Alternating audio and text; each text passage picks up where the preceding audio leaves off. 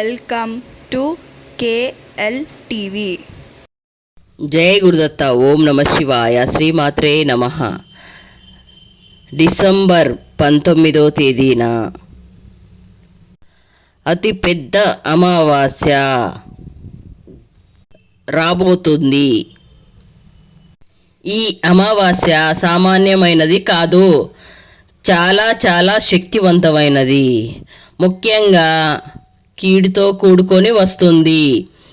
ఈ అమావాస్యను అహోరాత్ర అమావాస్య అని కూడా అంటారు. కొడుకున్న తల్లులు ఎవరైతే ఉన్నారో వాళ్ళు మాత్రం చాలా జాగ్రత్తగా ఉండాలి అని మనకు వేద పండితులు చెప్పబడ్డారు. ఎవరికైతే కొడుకులు ఉంటారో, ఒక కొడుకు కావచ్చు, ఇద్దరు కొడుకులు కావచ్చు, ఎవరైనా సరే మీరు మాత్రం ఈ అమావాస్య రోజున తప్పనిసరిగా ఈ పరిహారం అనేది చేయవలసిందే. లేకపోతే మాత్రము కీడు అనేది తప్పదు. తస్మా జాగ్రత్త అని చెప్పి ప్రత్యేకంగా ఈ కొడుకులు ఉన్నటువంటి తల్లులు ఈ అమావాస్య అనేది చాలా కీడుతో వస్తుంది. ఇది చాలా శక్తితోటి, చాలా పవర్ఫుల్గా వస్తుంది. అంతే గనక ఈ సంవత్సరంలో ఆఖరి అమావాస్య కూడా కాబట్టి మగపిల్లలు ఉన్న తల్లులు ప్రతి తల్లి కూడా తప్పనిసరిగా చేయవలసిన పరిహారం ఇది. లేకపోతే మీ చేతులారా మీరే బాధపడాల్సిన పరిస్థితి వస్తుంది. ఇది మీరు ఏముందిలే అని తేలిగ్గా కొట్టిపాడేస్తే మటుకు ఇప్పుడు ఎన్ని రకాల ప్రమాదాలు, ఘోరాలు జరుగుతున్నాయి మనం వింటూనే ఉన్నాము. కాబట్టి అలాంటి ప్రమాదాలు ఇలా మీకు కూడా సంభవించే అవకాశాలు చాలా ఎక్కువగా ఉంటాయి. అలాంటివేవి రాకూడదు అని అనుకుంటే మీరు ఈ పరిహారం అనేది చేసుకోవాలి. ఈ వీడియో ప్రత్యేకంగా చేయడం జరుగుతుంది. కాబట్టి మగపిల్లలున్న ప్రతి ఒక్క తల్లి కూడా జాగ్రత్తగా ఈ వీడియోని చివరి వరకు వింటే మీకు అంతా వివరంగా అర్థమవుతుంది. అంటే ఈ పరిహారం ఎలా చేయాలి, ఎందుకు కీడుతోటి వస్తుంది, ఏ సమయంలో చేయాలి, ఇలాంటివన్నీ కూడా మీ యొక్క అన్ని ప్రశ్నలకు, సందేహాలకు సమాధానాలు అయితే దొరుకుతాయి. కాబట్టి ఈ వీడియోని పూర్తిగా చివరి వరకు చూడండి. మీరు అలా చూసి ఒక లైక్ కొట్టిరంటే ఇంకొంతమంది మగపిల్లలు ఉన్న తల్లులకు కూడా వీడియో చేరుకోవడం కోసము మీరు సాయం చేసి లైక్ కొట్టడమే సాయం. ఈ వీడియో అందరికీ చేరుతుంది. మగపిల్లలున్న తల్లులకి రీచ్ అవుతుంది ఈ వీడియో. డిసెంబర్ 19వ తారీఖున శుక్రవారం నాడున ఈ అతిపెద్ద అమావాస్య అనేది రాబోతుంది. దీన్ని మార్గశిర అమావాస్య అని కూడా అంటారు. అలాగే అహోరాత్రల అమావాస్య అని కూడా అంటారు. మార్గశిర మాసం విష్ణుమూర్తికి అత్యంత ప్రీతికరమైన మాసము కావున ఈ రోజున లక్ష్మీనారాయణ ఆరాధన విశేష ఫలితమైనది ఇస్తుంది అని నమ్ముతారు అందరూ. హిందూ సాంప్రదాయంలో మార్గశిర అమావాస్య పురస్కరించుకొని హనుమంతునికి ప్రత్యేక పూజలు నిర్వహిస్తారు. ఈ అమావాస్య తిథి డిసెంబర్ 19వ తేదీ ఉదయం ప్రారంభమయ్యి డిసెంబర్ 20వ తేదీ ఉదయం వరకు ఉంటుంది. ఇక ఈ మార్గశిర మాసం అమావాస్య వచ్చేటప్పటికి మనకి చాలా కీడుతో, దోషాలతోటి కూడుకొని వస్తుంది. ముఖ్యంగా మగపిల్లల తల్లులకి ఎవరైతే ఉన్నారో వాళ్ళు చాలా జాగ్రత్తగా ఉండాలి. అలాగే ఒక్క పిల్లోడు ఒక్క సంతానం కలిగిన వారు కూడా చాలా జాగ్రత్తగా ఉండాలి. మీరు ప్రతి విషయాన్ని కూడా జాగ్రత్తగా విని ఆచరించడం వల్ల మీకు గర్భశోకము అలా పుత్రశోకము అనే దాని నుంచి బయటపడే అవకాశాన్ని భగవంతుడు అనుగ్రహిస్తాడు. ఈసారి అమావాస్య ఏంటంటే 27 గంటలు ఉంది. ఇది అంటే అహోరాత్రులు ఉంది. 27 గంటలు చూడండి. ఈ అమావాస్య ఎంత పవర్తో కూడుకొని వస్తుందో. అంటే గండము ఏమిటంటే కాస్త గట్టిగానే ఉందని చెప్పుకోవచ్చు. ఇది శూలయోగముతో వచ్చింది. ఈ శూలయోగము అంటే ఏంటంటే మనకి అమావాస్య దగ్గర రోజు నుంచి సుమారు 36 లేదా 38 రోజుల లోపల అంటే అమావాస్య మరుసటి రోజు కావచ్చు, లేదా 2 రోజుల తర్వాత కావచ్చు, లేదా 4 రోజుల తర్వాత కావచ్చు, లేదా 36 రోజుల లోపు కావచ్చు, లేదా 38 రోజుల లోపల కావచ్చు.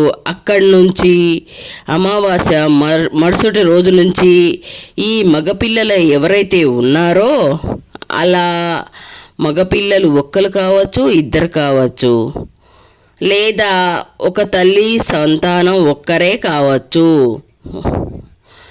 ఎవరైనా కానివ్వండి. అలాంటి వాళ్ళకి ఏంటంటే ఏ ప్రమాదమైనా కూడా జరగవచ్చు, ఎలాంటి సమస్యలైనా కూడా ఉత్పన్నం కావచ్చు అని చెప్పేసి వేద పండితులు క్లియర్గా చెప్తున్నారు. పుత్రశోకం, కొంతమందికి గర్భశోకాలు అంటే గర్భిణీ స్త్రీలు కూడా ఈ సమయంలో జాగ్రత్తగా ఉండాలి. అంటే మగపిల్లలున్న తల్లులు ఎంత జాగ్రత్తగా ఉండాలో అలాగే గర్భిణీ స్త్రీలు కూడా చాలా జాగ్రత్తగా ఉండాలి. లేకపోతే పుత్రశోకంతో పాటుగా గర్భశోకాలు కూడా పరిస్థితి కలిగే అవకాశాలు ఎక్కువగా ఉన్నాయి. ఇందాక మనం చెప్పుకున్నప్పుడు ఒకరే సంతానం అంటే ముఖ్యంగా జ్యేష్ఠ నక్షత్రము, మూల నక్షత్రంలో జన్మించిన వారికి ప్రమాదం అనేది మరీ ఎక్కువగా ఉంది. ఎవరైతే జ్యేష్ఠ నక్షత్రము, మూల నక్షత్రాలలో జన్మించిన వాళ్ళు ఎవరైతే ఉన్నారో వారికి ఏంటంటే ప్రమాదాలు మరీ ఎక్కువగా జరిగే అవకాశాలు ఎక్కువగా ఉన్నాయి. అంటే 27 గంటలు అంటే మీరు అర్థం చేసుకోవాలి. ప్రమాదం అంటే ఎప్పుడు ఏ దిక్కు నుంచి వచ్చిందో మనకి తెలియదండి. ప్రమాదాలనేవి మనకి ఊహకు కూడా అందవు. ఆ టయానికి అది నెట్టుకొని వస్తే మనమే బయటికి వెళ్ళి అంటే ఆ టయానికి అలా ఎదురెళ్ళిపోతాము. ఇంట్లో ఉన్నా కూడా జరగవచ్చు.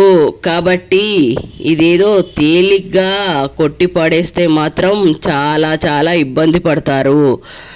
ఇవి తేలిగ్గా కొట్టి పడేసే మాటలైతే అసలైతే కాదు.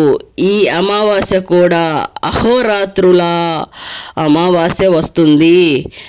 మామూలుగా అహోరాత్రులు అంటే చాలా తక్కువగా వస్తూ ఉంటాయి ఇలాంటి అమావాస్యలు.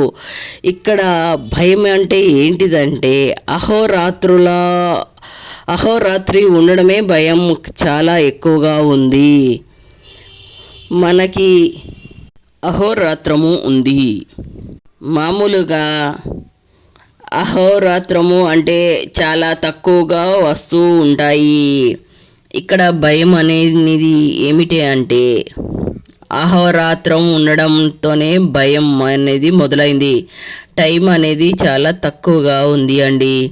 మనం దీన్ని 19వ తేదీన ఈ పరిహారం అనేది ఖచ్చితంగా చేసుకోవాలి.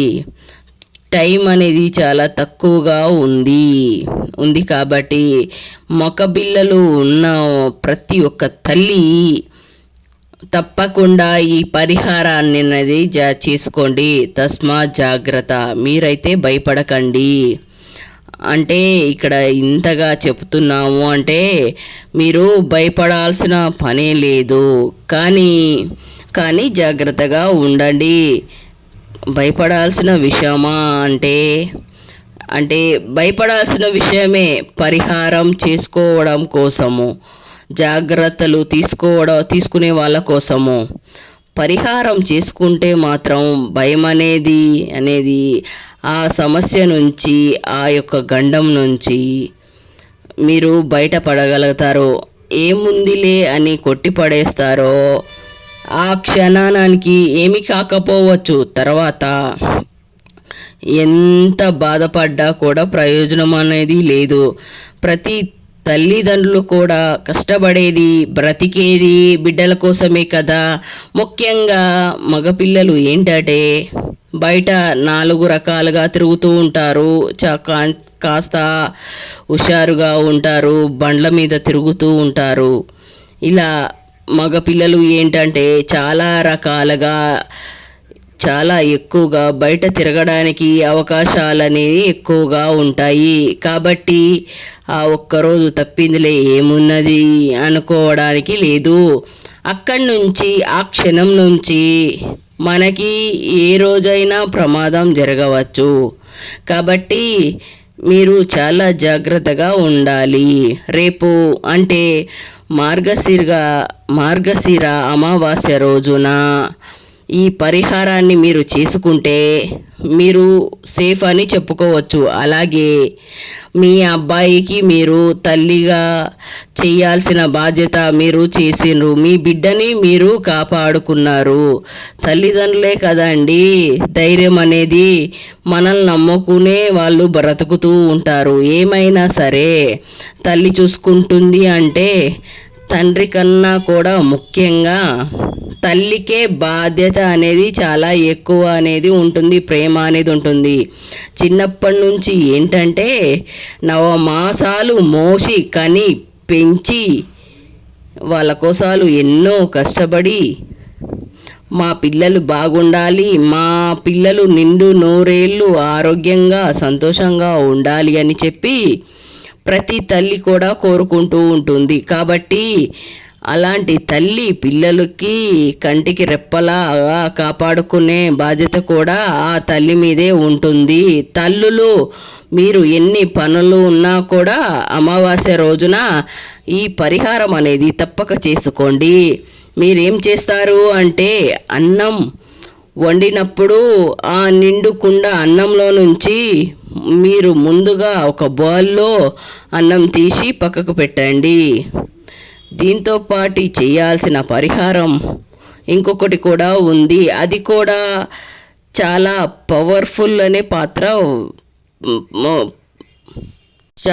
పవర్ఫుల్ పాత్ర అనేది పోషిస్తుంది.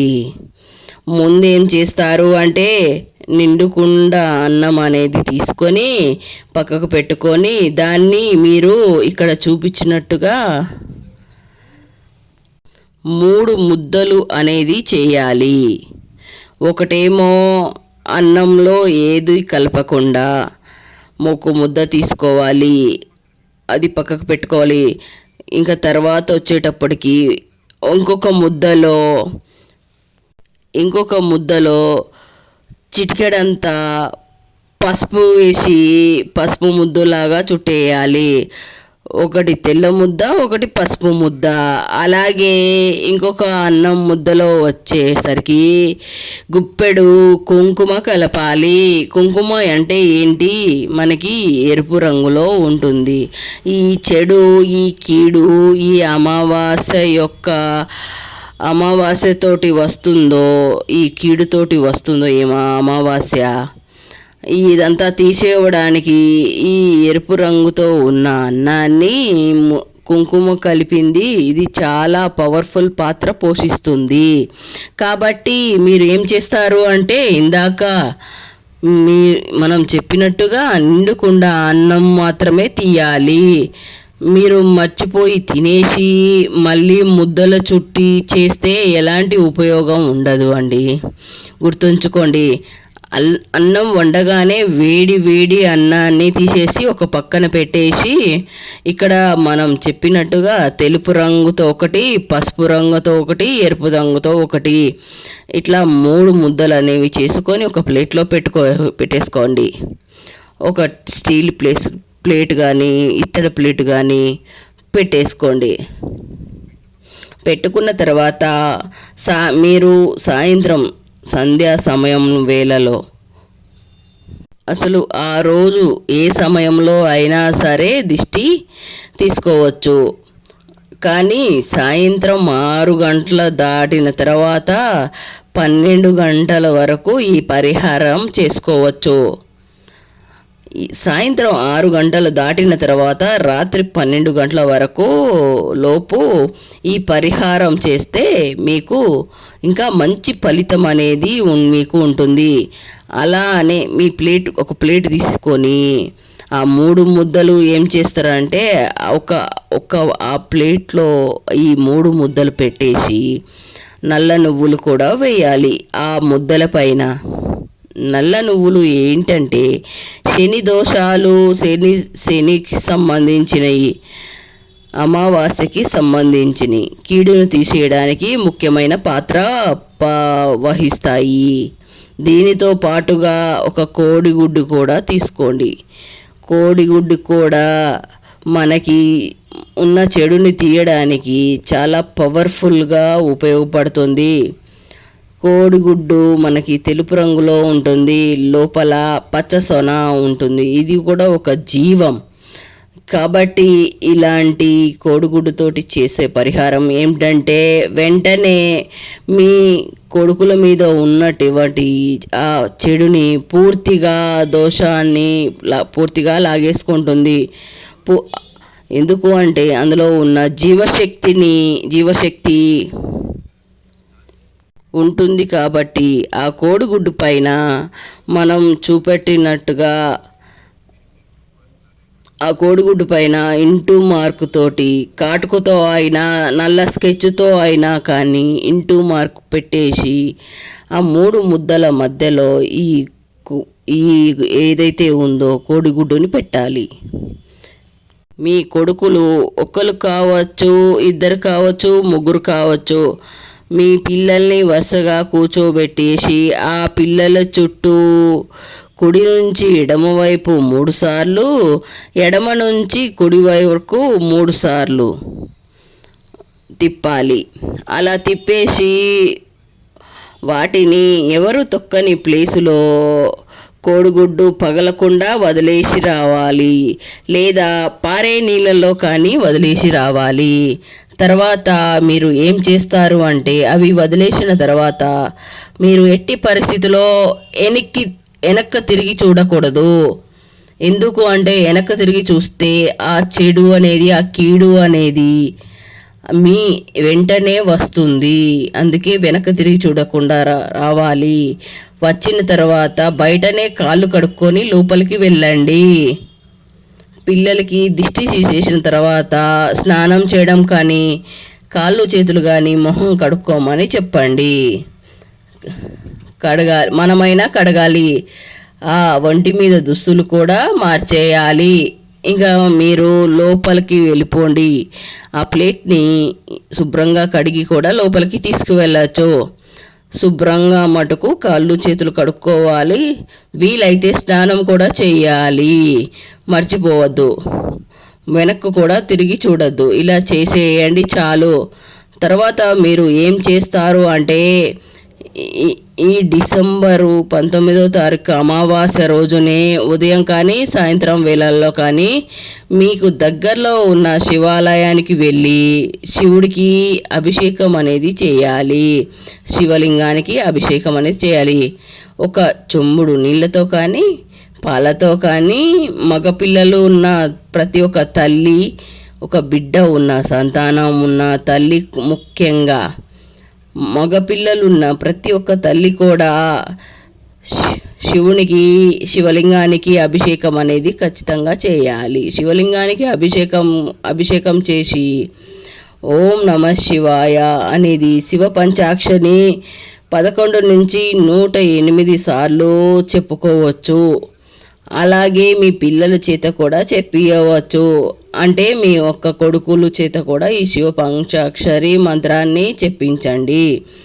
ఇలా మీరు తప్పకుండా ఏంటంటే మీకు దగ్గరలో ఉన్న శివాలయానికి వెళ్ళి అభిషేకాన్ని చేయడం కానీ, లేకపోతే ఇంట్లో ఉన్న శివలింగం ఉంటే ఇంట్లో ఉన్న శివలింగానికైనా అభిషేకం చేసుకోవడం, ఇంట్లో శివుడి దగ్గర దీపారాధన చేసుకోవడం చేయండి. ముఖ్యంగా మీరు ఈరోజు చేసిన శివుడికి అభిషేకం చేసుకోండి. ఎందుకంటే కీడుతో వచ్చింది. ఎందుకంటే శివుడి దగ్గర తప్పకుండా దీపారాధన చేసుకోవాలి. అలా చేసుకొని ఓం నమః శివాయ అంటే మంత్రాన్ని చెప్పుకోవడం, ఇలాంటి నియమాలు మీరు పాటించినట్లయితే ఆ పరమేశ్వరుడు మీ బిడ్డ పైన ఎటువంటి ప్రమాదాన్ని కూడా ఏ దిక్కు నుంచి రాకుండా ఆ తండ్రి కంటికి రెప్పలాగా కాపాడుకుంటాడు. ఎందుకు అంటే తల్లిదండ్రులు మీ ప్రయత్నం మీరు చేశారు, కానీ భగవంతుడు సాయం కూడా మనకి కావాలి. కాబట్టి తప్పకుండా పరమేశ్వరుడికి చక్కగా ఇంట్లో కూడా దీపారాధన చేసుకోండి. దగ్గరలో ఉన్న శివాలయానికి కూడా మీ బిడ్డను కూడా తీసుకొని వెళ్ళి అక్కడ మీ శివునికి అభిషేకం చేపించి ఓం నమః శివాయ అని శివ పంచాక్షర మంత్రాన్ని జపించండి. ప్రత్యేకంగా ఏంటంటే ఈ నరదిష్టి పిల్లల మీద, ఎదిగే పిల్లల మీద ఈ నరదిష్టి ఎక్కువగా ఉంటుంది. కాసేపు నరదిష్టి విషయాన్ని పక్కకు పెట్టినా ఈ అమావాస్య అనేది చాలా కీడుతోటి వస్తుంది. ఈ అహోరాత్ర అమావాస్య అనేది చాలా సామాన్యమైనది కాదు అండి, చాలా శక్తివంతమైనది, చాలా కీడుతో దోషంతో వస్తుంది. కాబట్టి ఏమిటంటే గర్భశోకము పుత్రశోకం కలగకుండా ఉండడం కోసమే ఇంత గట్టిగా చెప్పడం జరుగుతుంది. అలాగే గర్భిణీ స్త్రీలు కూడా ఈ అమావాస్య రోజున పొరపాటుగా అనేది బయటికి రాకండి. జాగ్రత్తగా మీ ఇంట్లోనే ఉండండి. మీరు ఎలాంటి పనులు కూడా చేయకండి. కూరగాయలు కట్ చేయడం కానీ, ఏదైనా పనులు చేయడం కానీ, ఇలాంటి పొరపాట్లు ఏవి చేయకండి. చాలా జాగ్రత్తగా ఉండండి. మీరు తప్పకుండా మీ ఇంట్లో ఏంటంటే శివారాధన తప్పకుండా చేసుకోండి. శివాలయానికి వెళ్తే చాలా మంచిది. అలాగే శనిదేవుని యొక్క అనుగ్రహం కోసం పితృదోషాలు, పితృశాపాలు, అలాగే శనిదేవుని అనుగ్రహం కూడా కావాలి. కాబట్టి ఎలాంటి ప్రమాదాలు కూడా జరగకుండా ఉండడం కోసం కాకికి కూడా ఒక ముద్ద అన్నం పెట్టండి. కాకి అంటే శనిదేవుడు కాబట్టి, అలాగే పెద్దవాళ్ళు మనకి పితృదేవతలు కూడా కాకుల రూపంలోనే తిరుగుతూ ఉంటారు. ఏదైనా పితృదోషాలు, పితృశాపాలు వల్ల కూడా ఇలాంటి ప్రమాదాలు కూడా మీ బిడ్డలకి జరుగుతాయి. చాలా ఇబ్బందులు గురవుతాయి. అలాంటివి మనం కలలో కూడా ఊహించుకోలేము. కాబట్టి అలాంటి దుస్థితి ఏ తల్లికి కూడా రాకూడదు అని చెప్పేసి ఈ వీడియో చేయడం జరుగుతుంది. మగ పిల్లలున్న ప్రతి ఒక్క తల్లి కూడా జాగ్రత్తగా ఉండాలి. నేను చెప్పిన ఈ పరిహారాన్ని తప్పకుండా చేయండి. నేను చెప్పినట్టుగా శివలింగానికి అభిషేకం చేసి ఓం నమః శివాయ అనే మంత్రాన్ని జపించి ఇలాంటి నియమాలన్నీ పాటిస్తే, ఈ నియమాలనేవి ఏవో పెద్దవి కాదండి, చాలా చిన్నవే. మనం కొంచెం కష్టం అనుకోకుండా చేసుకుంటే చాలా మంచిది. ఇంకొక విషయం ఏంటంటే అమావాస్య రోజున నాన్ వెజ్ వండకూడదు. తప్పకుండా తలస్నానం అనేది చేయాలి. నలుపు రంగు బట్టలు అనేది వేసుకోకూడదు. ఇంటిని వాకిల్ని శుద్ధి చేసుకోవాలి. ఇంట్లో తప్పకుండా శివునికి, లక్ష్మీదేవి, లక్ష్మీనారాయణలకి పూజ చేసుకోవాలి. శివుడు ముంగట దీపం వెలిగించాలి. శివలింగం ఇంట్లో ఉన్నా లేకపోయినా శివాలయానికి వెళ్ళి తప్పకుండా అభిషేకం చేయించాలి. ఇది మీరు గుర్తు పెట్టుకోండి. ముఖ్యంగా మగపిల్లలని మరీ అర్జెంట్ అయితేనే బయటికి పంపించండి, లేకపోతే బయటికి పంపకండి, ఇంట్లోనే ఉంచుకోండి. తప్పకుండా ఈ పరిహారం అనేది చేసుకోండి మేము చెప్పిన సమయంలో. ఒకవేళ ఈ పరిహారం చేయకపోతే తర్వాత మీరు ఎంత బాధపడ్డా కూడా ఏ ప్రయోజనం ఉండదు, మీరు గుర్తుపెట్టుకోండి. అలాగే మీరు ఇంటి లోపలికి వచ్చేటప్పుడు గుర్తుపెట్టుకోండి, అమావాస్య రోజు చాలామంది దిష్టి తీసేసి రోడ్ల మీద పోస్తూ ఉంటారు. కాబట్టి మీరు ఎక్కడికైనా బయటకి పని మీద వెళ్ళి తిరిగి ఇంటికి వచ్చినప్పుడు కాళ్ళు చేతులు శుభ్రంగా కడుక్కొని మాత్రమే ఇంట్లోకి వెళ్ళండి. ఇది మాత్రం మీరు తప్పకుండా ఇది గుర్తుంచుకోండి. అలాగే ఈరోజు నూనె వస్తువులు అనే నూనె ప్యాకెట్లు కానీ చెప్పులు కానివ్వండి, తలకు నూనె రాసుకోవడం, షేవింగ్ చేసుకోవడం, జుట్టు కత్తిరించుకోవడం ఇలాంటి పనులు చేయకూడదు. మగ పిల్లలు వచ్చేసరికి ఈ పరిహారము ఏంటంటే, చిన్నపిల్లలు అంటే చిన్న పసిపిల్లల వాళ్ళ కాడ నుంచి 40 ఏళ్ళు ఉన్న మగపిల్లలు కూడా, ప్రతి ఒక్క తల్లి కూడా ఈ పరిహారం అనేది చేసుకోవచ్చు. ఎందుకు అంటే పిల్లలు చిన్నవాళ్ళైనా సరే పెద్దవాళ్ళైనా సరే ప్రతి తల్లికి ఆ బిడ్డ చిన్నవాళ్ళలాగే ఉంటాడు. కాబట్టి మనకి 40 సంవత్సరాలు కానీ 50 సంవత్సరాలు కానీ చేసుకోవచ్చు, ఇబ్బంది అయితే ఏమీ లేదు. ఇలా చేస్తే మీ బిడ్డకి మీరు చేసే ఒక సంతోషం అనేది మీ మనసుకు ఉంటుంది. మీ బిడ్డ నిండు 100 ఏళ్ళు సంతోషంగా ఆరోగ్యాలతోటి తులుతూగుతాడు. డబ్బుదేముందండి, బతుకుంటే ఎప్పుడైనా సంపాదించుకోవచ్చు, కానీ మనిషి ప్రాణాలు ముఖ్యము. కాబట్టి మిమ్మల్ని నమ్ముకున్న మీ బిడ్డలకి మీరు చేయాల్సిన కర్తవ్యం మీరు తప్పకుండా చేయాలి. మీరు ఈ పరిహారం చేసి మీ బిడ్డని కాపాడుకోండి. అర్థమైంది కదా అండి ఏం చేయాలి ఏంటి అని. ఈ అమావాస్య రోజున కొడుకులున్న ప్రతి ఒక్క తల్లి కూడా ఎలాంటి నియమాలు ఆచరించాలి ఏంటి అని. నా వీడియో నచ్చితే లైక్ చేయండి, షేర్ చేయండి, సబ్స్క్రైబ్ చేయండి. Thank you friends. If you like this video, please like, share, subscribe. Thank you very much for watch this video.